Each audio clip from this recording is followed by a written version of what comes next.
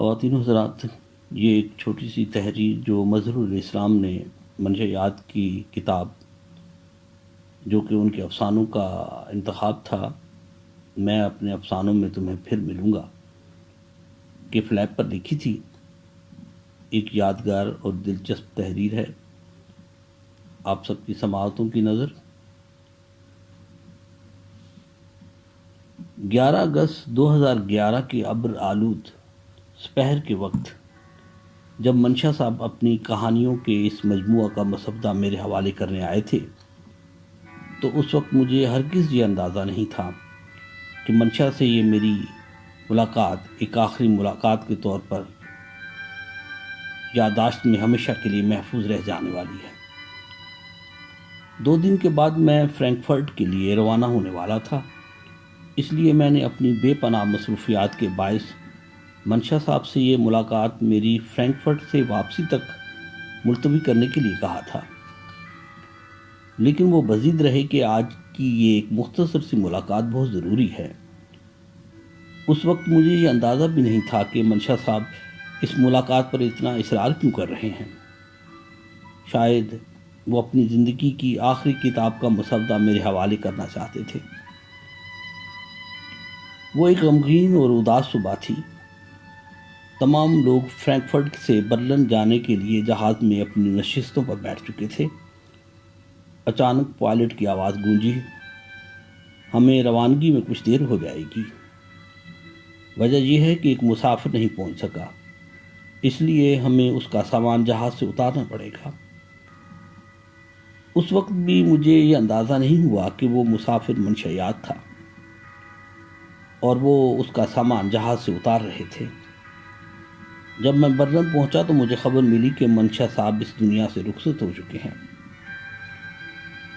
جس روز منشا صاحب اپنی کتاب کا مسودہ جلدی میں مجھے دینے آئے تھے، اگر اس دن مجھے ان کا ارادہ معلوم ہو جاتا تو میں یقیناً انہیں مشورہ دیتا کہ ابھی ان کے پاس لکھنے کو بہت کچھ ہے، ابھی وہ تھکے بھی نہیں۔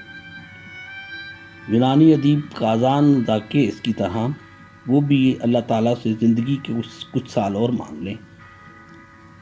ایک مرتبہ جب کازان زاکیس بیماری کے باعث ہسپتال میں زیر علاج تھا تو اس نے خدا سے کہا تھا، مجھے زندگی کے 10 سال اور دے دو، کیونکہ ابھی لکھنے کا کام باقی ہے۔ میں اس وقت مرنا چاہتا ہوں جب میرے پاس لکھنے کے لیے کچھ نہ ہو اور میں بالکل خالی ہو جاؤں۔ منشا صاحب کے پاس بھی ابھی لکھنے کے لیے بہت کچھ تھا، وہ ابھی خالی نہیں ہوئے تھے۔ کئی افسانے ان کے ذہن میں گردش کر رہے تھے۔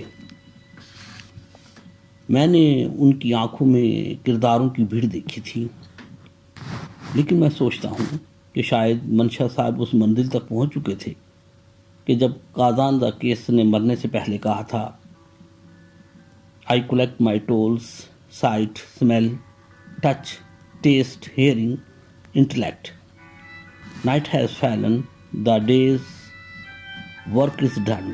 I return like a mole to my home, the ground, not because I am tired and cannot work. I am not tired, but the sun has set.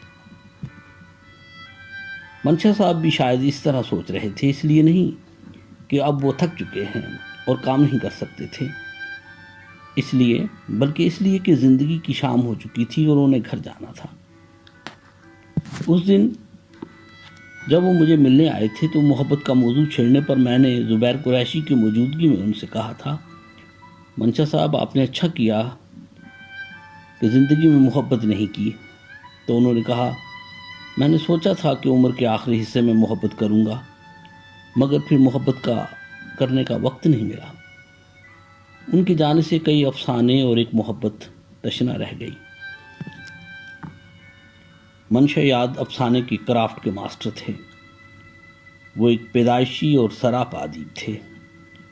جو زندگی نئی کروٹیں بدلے گی، منشا کے افسانوں میں مفاہیم اور دلچسپی کی نئی پرتیں کھلیں گی، اور ان کے افسانوں کے ہر موڑ پر ہمیں ان کی موجودگی کا احساس ہوگا۔ اس لیے میں نے ان کے افسانوں کے اس انتخاب کا نام، میں اپنے افسانوں میں تمہیں پھر ملوں گا، تجویز کیا ہے۔